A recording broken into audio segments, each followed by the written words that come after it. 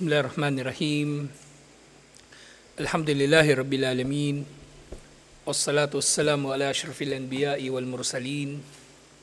Nabina Muhammadin wa ala alihi wa sahbihi ajma'in. Assalamualaikum warahmatullahi wabarakatuh. So ngayon inshallah, kunin pala natin yung akida. Kasi nung Sunday, di pala tayo nakapag-lecture ng akida. Nung Sunday, kasi Eid. So ituloy natin ito inshallah. So sa halip na sira, kunin muna natin yung akida inshallah dahil ito ay mas mahalaga. Sa chapter 19, Babu ma jaa an sababa kufri bani Adam wa tarkuhum dinuhum huwal guluwu fi salihin. Ang kabanata tungkol sa katotohanan na ang dahilan ng kawalang pananampalataya ng angkan ni Adan at ang pag-iwan nila sa kanilang relihiyon sa Islam ay ang pagmamalabis nila sa salihin. Pagmamalabis sa salihin, ibig sabihin, pagmamalabis sa mabubuting mga tao, pagmamalabis sa pagpuri sa kanila, sa pag-alala sa kanila. Lahat, kahit sa pagdudua sa kanila o kumbaga pagdua para sa kanila ng labis-labis.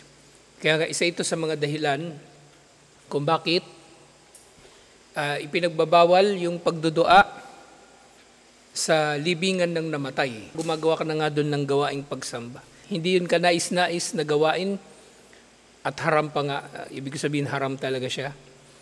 At yun ay sa kadahilanan ng saddud dhari'ah, pagsasara ng pinto ng kasamaan.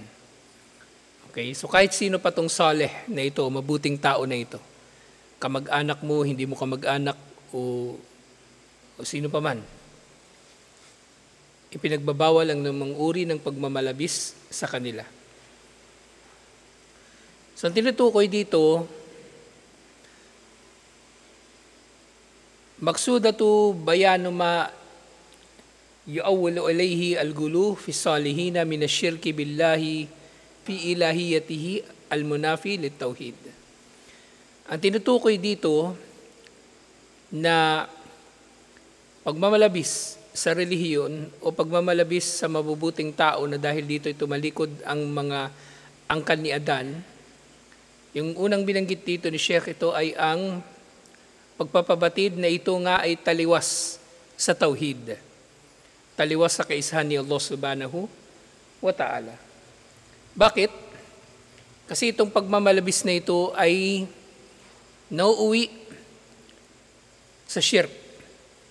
Ibig sabihin, maaring sa umpisa, sa simula yung mga tao, sila ay nakakaramdam lamang ng labis na lungkot o namimiss nila masyado yung mabuting tao.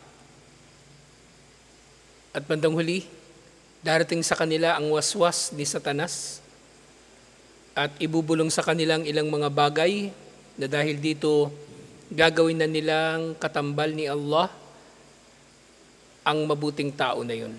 Katulad nung palagi nating natatalakay sa kasaysayan ng shirk. Kasi pagmamalabis nga sa salihin, ito ay taliwas sa tauhid. Katulad ng sinabi ni Allah subhanahu wa ta'ala, saan ba ito nabanggit? Sa Suratun Nisa, chapter 4, verse 171, Ya ahlal kitab, la taglu fi dinikum.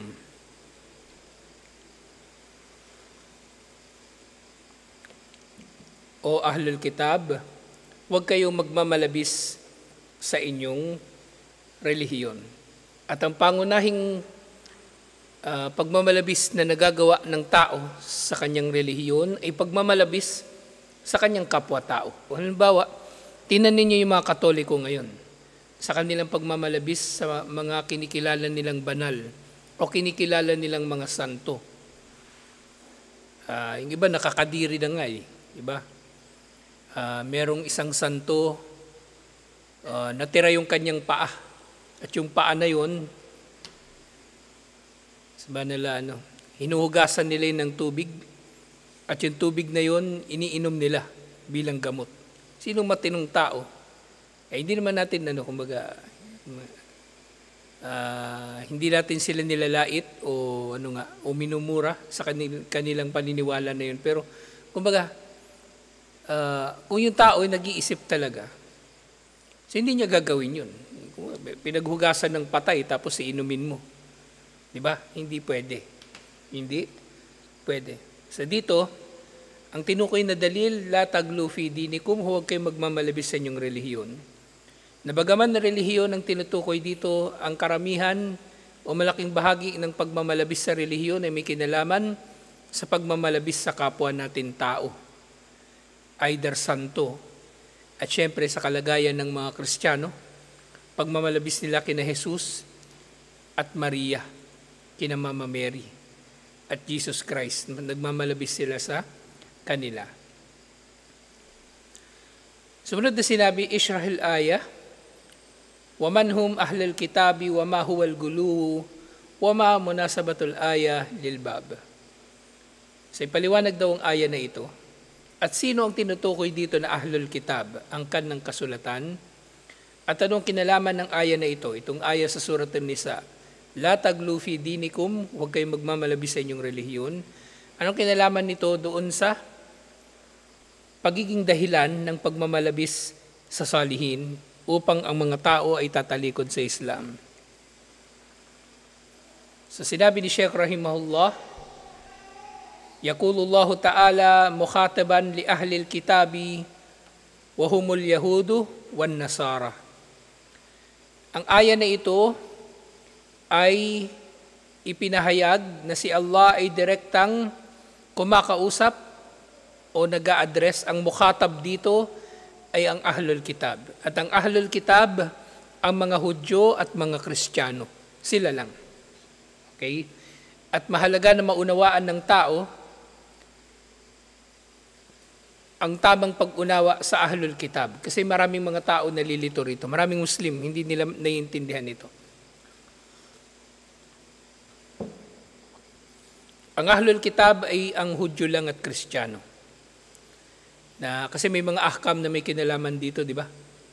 Halimbawa sa pag-aasawa, yung lalaking Muslim, pwede siyang mag-asawa ng babaeng Muslima, babaeng Hudyo, o babaeng Kristiyano. Sila lang. Hindi siya pwedeng mag-aasawa ng babaeng Buddhist, babaeng Hindu. At syempre, hindi siya pwedeng mag-asawa ng Shia o sino pa mang kabilang sa mga sekta na nagpapakilalang Muslim pero hayag ang kanilang kufur o kawalang pananampalataya. Ito lang ang pwede niyang mapangasawa. At actually, kung yung lalaki ay makakapangasawa ng Muslima, babaeng Muslim, pero itong babae na Muslim na ito, nakikilala siyang Muslim pero hindi nagsasala, batil ang kanilang kasal. Kasi ang pwede lamang mapangasawa ng lalaking Muslim, babaeng Muslim, babaeng Kristiyano o babaeng Hudyo. Ang babaeng nakikilalang Muslim pero hindi nagsasala, hindi siya Muslim. Hindi rin siya Hudyo at hindi rin siya Kristiyano.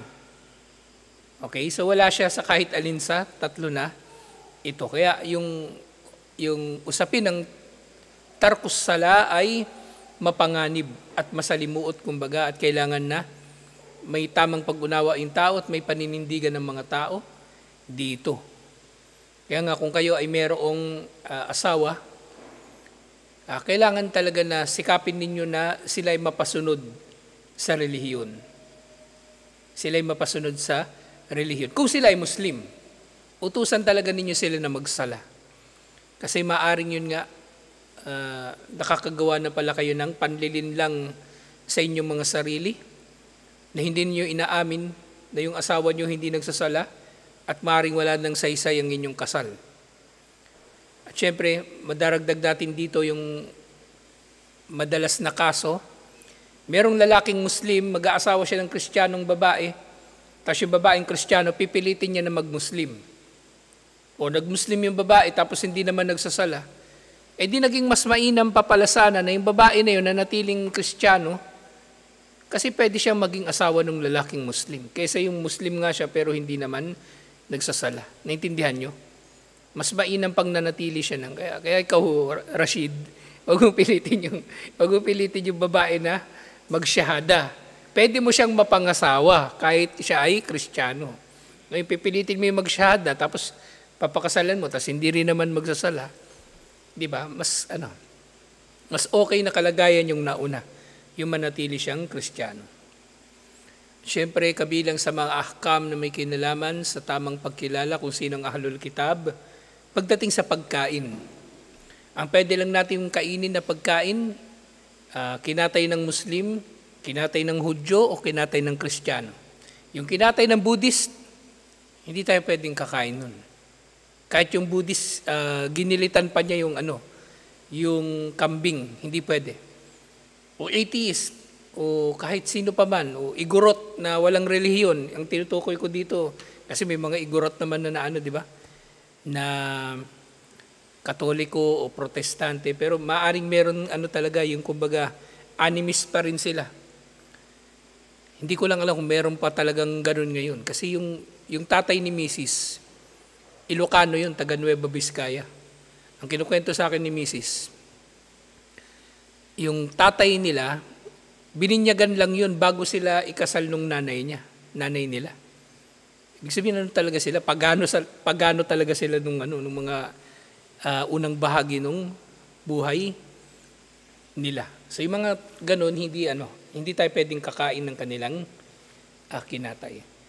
At siyempre, bukod pa rito, malawak itong usapin na ito, pero nababanggit ko lang yung mga common. Ito naman, baligtad. Hindi nila itinuturing ahlul kitab yung mga Kristiyano ngayon. Meron ganyan yung mga extremist, yung mga nagmamalabis sa relihiyon. Meron ka maririnig minsan magsasabi, iba raw yung Kristiyano ngayon sa Kristiyano noon. Kasi di ba sabi ko kanina, pwede tayong kakain ng kinatay ng Muslim, Hudyo o Kristiyano. Pero meron mga nagsasabi, hindi raw tayo pwedeng kakain ng kinatay ng Kristiyano sa panahon natin ngayon. Kasi raw ang Kristiyano, sa panahon natin ngayon, itong Kristiyano, nung panahon ni Propeta Muhammad sallallahu alaihi wasallam, magkaiba. So, pag tinanong mo sila, ba't magkaiba? Kasi mushrik daw yung Kristiyano ngayon. Di ba nakakatawa? Kaya nga Kristiyano, ibig sabihin, yung Kristiyano nung panahon ni Propeta Muhammad sallallahu alaihi wasallam, mushrik din yun. Mushrik pa rin yun. Wala silang pinagkaiba ngayon. At yun nga, nabanggit ko na ito dati, ang doktrina ngayon ng mga Kristiyano, lalong-lalo na ang simbahang Katoliko, meron na nung panahon ni Propeta Muhammad sallallahu alaihi wasallam. Panahon pa lang ni Propeta Muhammad sallallahu alaihi wasallam, naniniwala na sila sa Trinity, naniniwala na sila na si Jesucristo ay naipako sa krus para sa kanilang kasalanan. Pareho sila, wala silang pinagkaiba. Ngayon sinasabi nila, hindi raw pwede kasi mushrik daw yung Kristiyano ngayon. Bakit yung Kristiyano noon, Muslim ba? Hindi naman, di ba? Pareho lang. So, mag-iingat dapat yung tao. Ito na nga yung problema Pag yung tao, yung malakas yung loob magsalita tungkol sa relihiyon na hindi naman siya nag-aaral. Wala lang. Lahat na lang debate para sa kanya. So, malinaw, ang ahlul kitab, ang mga Hudyo at mga Kristiyano, at hindi na nabanggit dito, pero ang tinawag na ahlul kitab, bakit sila tinawag na ahlul kitab? Kitab, ibig sabihin kasulatan. Ibig sabihin, sila yung mga nasyon na nakatanggap ng kasulatan mula kay Allah sa pamagitan ng mga propeta at sugo na ipinadala sa kanila. Halimbawa, yung Torah, di ba, dumating sa mga Hudyo. Yung Zabur ni Dawud alayhis salam, dumating sa mga Hudyo. Yung Injil, dumating sa mga Hudyo.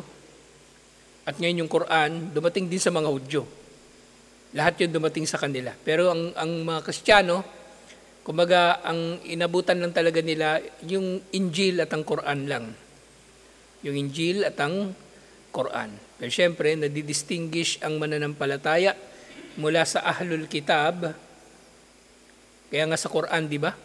Ya ayyuhalladina amanu. Ang tinutukoy doon yung mga mananampalataya. At dito, ya ahlal kitab o mga angkan ng kasulatan. Ang pangunahing distinction sa kanila, ahlul kitab, pinadalhan sila ng libro noon pero hindi sila naniwala sa libro ngayon, ang Quran.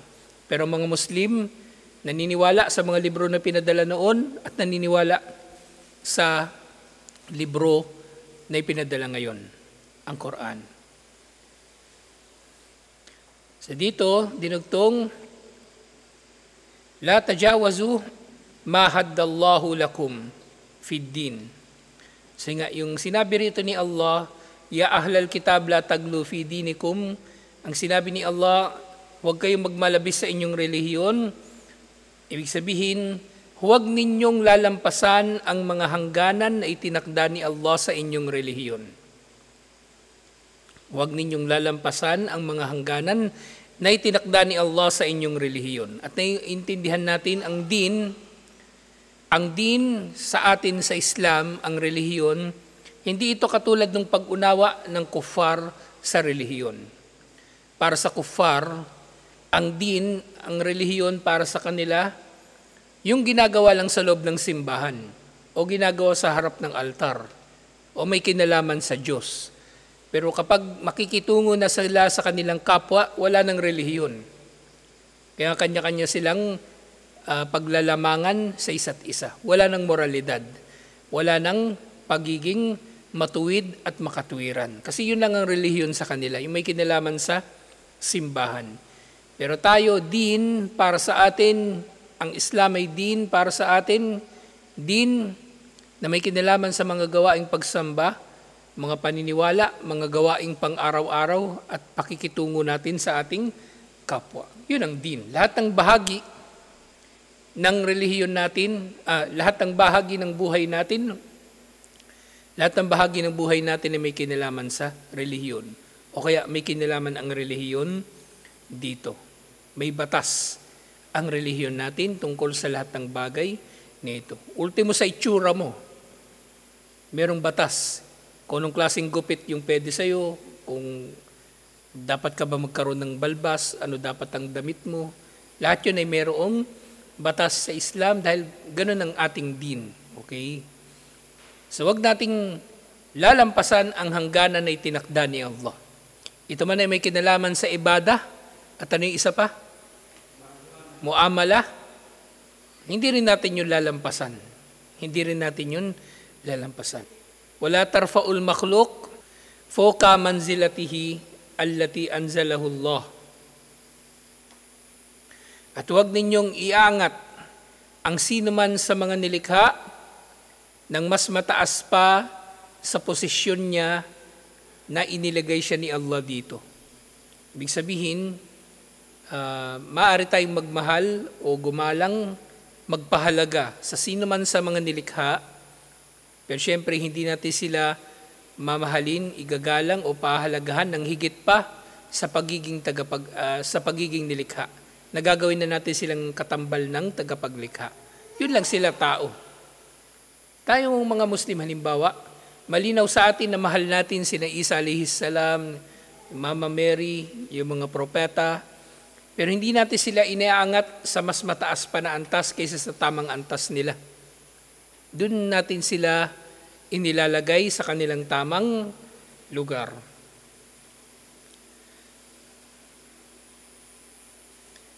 Fatunziluhu al-manzilata allati la tanbaghi illallah. Fatunziluhu al-manzilata allati la tanbaghi illallah. Huwag ninyong iaangat ang sino man sa mga nilikha, liban pa doon sa lugar o antas na inilagay siya ni Allah dito, na ilalagay ninyo siya sa antas na hindi karapat-dapat liban na lamang kay Allah. Ibig sabihin, naiugnay natin sa kanyang anumang uri ng kabanalan, ibig sabihin yung pagiging divinity, na pwede tayong magdarasal sa kanila. Maari tayong aasa na sila ay magdudulot ng pinsala o kabutihan, o kaya ay sa kanila tayo hihingi ng istighatha, ng saklolo. Sa kanila tayo magkakaroon ng tawakkul o pananalig. Sa kanila tayo magkakaroon ng ikhlas o pagiging dalisay ng ating layunin. Lahat yun ay para lang kay Allah. At ang gulo na tinatawag, wal guluwu mujawazatul had wal ifratu fit ta'dimi bil qawli wal i'tiqad. At ang gulo, ang pagmamalabis, ito ay ang paglampas sa mga hangganan sa pamamagitan ng ifrat. Ang ifrat, ang kahulugan nito yung kumbaga pagmamalabis din, ifrat. Actually, yun nga, katulad na banggit ko dati, di ba? Sa Arabic, merong mga salita na mababago lang yung kanyang preposition, magbabago na yung kahulugan. Halimbawa, yargabufi, yargabuan, yargabufi gusto niya, yargabuan ayaw niya. Naging baligtad. Yung ifrat, pagmamalabis, pero pag tafrit, di ba magkasing tunog, ifrat, tafrit. Kapag tafrit naman, kabaligtaran din ng ifrat. Kung yung ifrat, pagmamalabis, yung tafrit ano? Pagkukulang. So, magkasing tunog, actually pareho ng spelling nga halos, pero baligtad sila ng kahulugan. So ito ay ang pagmamalabis sa pagdakila sa sinuman sa pamagitan ng pananalita at paniniwala.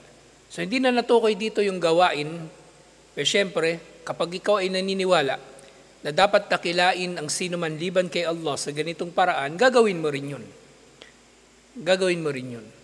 Kaya nga, innamal a'malu binniyat wa innama likulli imri'in ma nawa, na ang lahat ng bagay ay hahatulan, tutuusin ayon sa layunin at makukuha ng bawat isa kung anong kanilang intensyon. Kasi ang tao, kung anong intensyon niya, yun din talaga yung kanyang gagawin. Maring ito ay mayroong pandilin lang. Intensyon niyang gumawa ng masama, pero gumagawa siya ng pakana na yung kanyang kasamaan na gusto niyang dulutin sa kanyang kapwa ay magmumukhang mabuti. Maring niyang magagawa yun, pero dahil masama yung kanyang intensyon, ibig sabihin, magiging masama rin yung kanyang resulta sa kanyang gagawin. So, yun ang dahilan kung bakit etikad lang ang tinukoy dito. Hindi na binanggit yung amal o yung fi'il, yung pagkilos ayon sa paniniwala na ito. At yung gulo, hindi ko lang alam kung nabanggit ba rito. So, merong ang hadith, iyakum wal gulu fa innama ahlaka man kana qablakumul gulu wa fid din. Pangilagan ninyo ang gulo, pangilagan ninyo ang pagmamalabis sa relihiyon, dahil ang nagwasak lang, kumbaga ang nag-iisang nagwasak sa mga nauna sa inyo ay ang kanilang pagmamalabis sa relihiyon. Kasi nandun yung innama, di ba? Kapag sinabing innama, ibig sabihin special, kumbaga exclusive na tinutukoy yung bagay na yon, yung predicate na yon bilang dahilan kung bakit nangyari yung subject.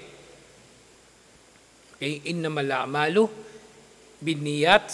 Tapos dito, fa innama ahlaka man kana qablakumul guluwu fid din.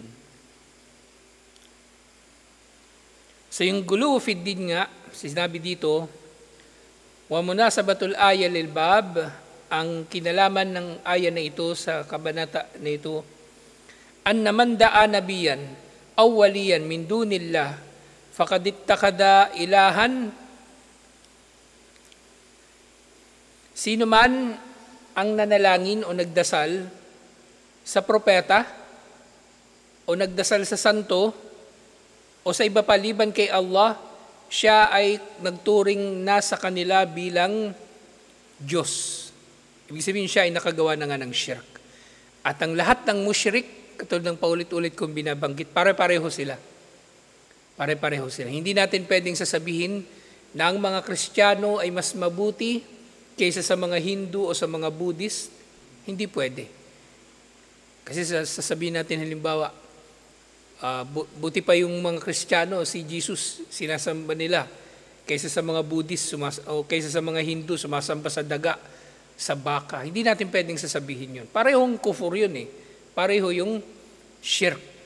Walang tafdil, kumbaga walang kahigitan yung isa o kainaman yung isa sa isa pa. Pare-pareho silang masasama. Pare-pareho silang masasama.